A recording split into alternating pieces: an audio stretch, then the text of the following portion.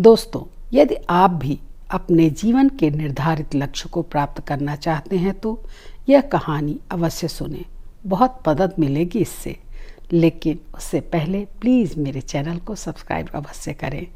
तो सुनिए कहानी। क्या आपको सच में प्यास लगी है? एक 18 साल का लड़का रेलवे स्टेशन पर पानी बेचकर अपना जीवन यापन करता था। एक दिन जब वह पानी बेच रहा था तो ट्रेन में बैठे एक आदमी ने उसे अपने पास बुलाया।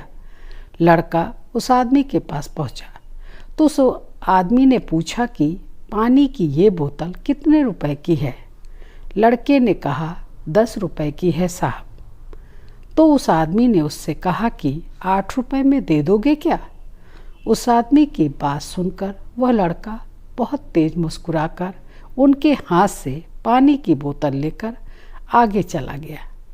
उस आदमी के पास बैठा एक संत यह सब दृश्य देखकर यह सोच रहा था कि आखिर लड़का मुस्कुराया क्यों?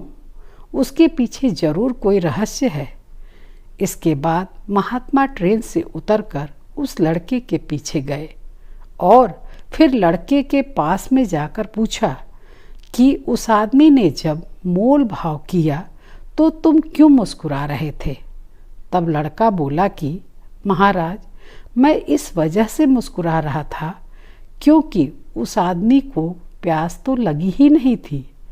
वह तो केवल बोतल का रेट पूछ रहे थे।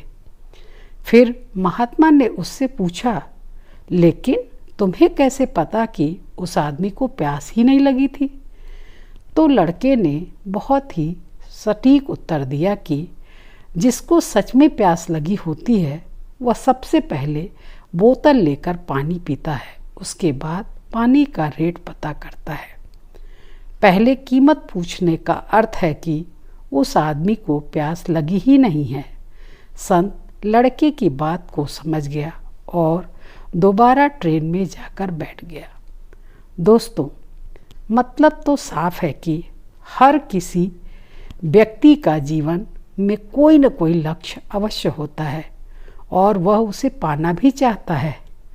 जो लोग बिना तर्क कुतर्क किए अपने लक्ष्य को प्राप्त करने में लग जाते हैं वह उसे पाकर ही दम लेते हैं।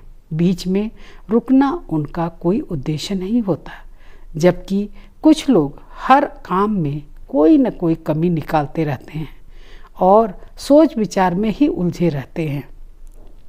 इसी वजह से वह अपने लक्ष्य को पूरा नहीं कर पाते। जीवन का संदेश यही है कि अगर जीवन में आपने कोई लक्ष्य बनाया है तो उसको प्राप्त करने के लिए जी जान से जुट जाइए। उसमें कोई किंतु परंतु नहीं चलना चाहिए।